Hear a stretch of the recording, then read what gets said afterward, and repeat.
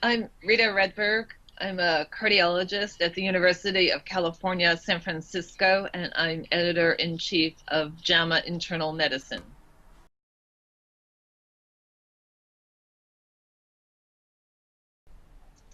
So I became editor of JAMA Internal Medicine in 2009.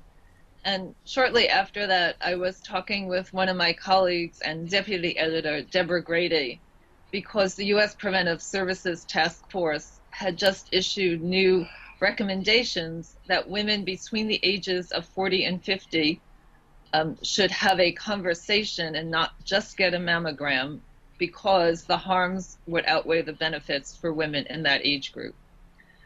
And you may remember, I don't know if Luca will, but that was not very well received. And in fact, the task force was very harshly criticized for wanting to ration care and, for not caring about women and all kinds of things that really Deborah and I could not understand why it was so poorly received, because it was a very thoughtful, evidence-based recommendation. And we thought that people probably hadn't heard that message, that actually having mammography would be more likely to be harmful in that age group. And then we thought about, there are a lot of things that if they have no benefit, like mammography in that age group, then all you're left with is the harms, because there's really nothing we can do, even simple tests that don't have some risk or some harms, potential harms.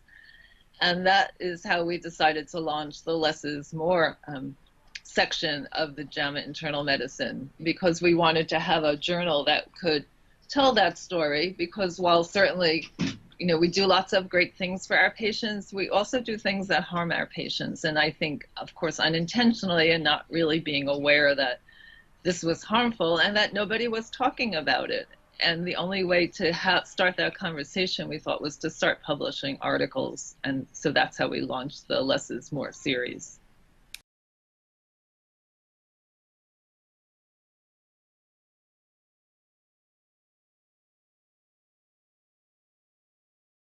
I do think young internists are the key, and that is exactly, Nick, why we launched Teachable Moments, because we wanted to hear from young internists. We wanted to engage in conversations, and we wanted to hear their stories. And so Teachable Moments are stories from a trainee. The first author must be a trainee, where in your training you observe something that perhaps seemed like a good idea at the time, but turned out not to be so good for the patient. And it's very likely that other people have had that same experience or might have that same experience. And so the idea of Teachable Moments is that trainees can share their stories and in a constructive way. So tell what happened with the patient, and then what is the evidence in this area? What do we know about harms and benefits? And then how could we do better for the future?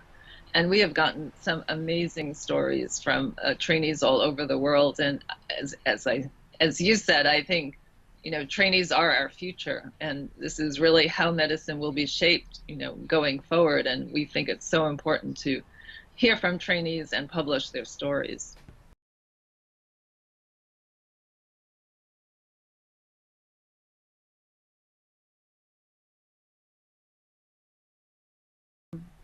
I think that there is certainly more awareness of overdiagnosis and overtreatment, but I'm not sure that we've sort of stemmed the tide, because I think most forces in medicine kind of push us towards overdiagnosis and overtreatment. There are a lot of things, and actually Deborah and I wrote about them in that first editorial when we launched Less is More. But we like to do something. We think it's sometimes hard for physicians to say, no, we don't think we need to do anything. We don't need any test, any treatment, and just to reassure the patient that that will be the best course.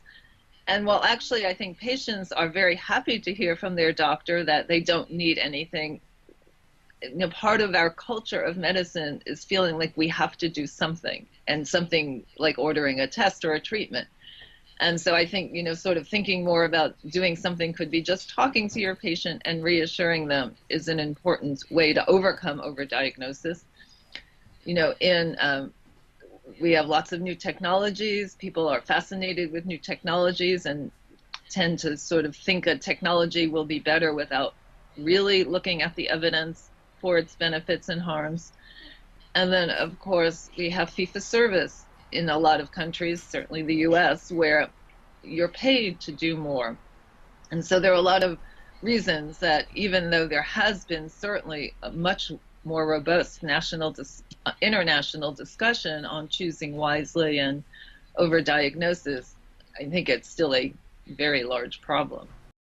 For example, yesterday in the JAMA Internal Medicine, we published an article from the Danish lung cancer screening trial suggested for lung cancer screening, which was approved in 2014 from Medicare and from the US Preventive Services Task Force. The overdiagnosis rate for lung cancer was 67%. You know, they are just staggering numbers. And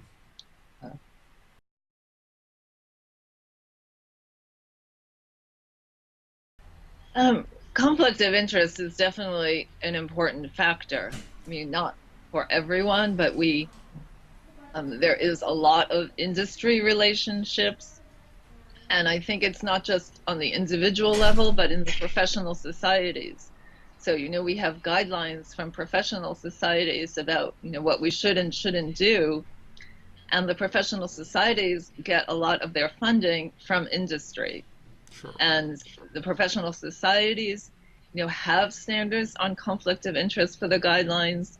But we've published, you know, multiple articles over the last 10 years showing that professional societies don't even follow their own conflict of interest guidelines. And so frequently these guidelines are chaired by people who have a conflict.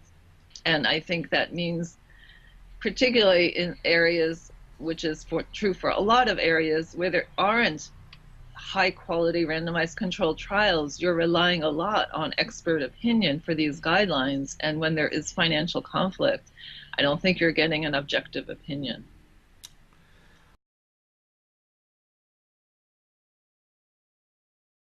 I think I would start with advice I got when I was a medical student that I think really did influence how I started thinking about medicine and taking care of patients. And it was advice I got from John Eisenberg, who was my mentor at that time and chief of the general internal medicine at University of Pennsylvania.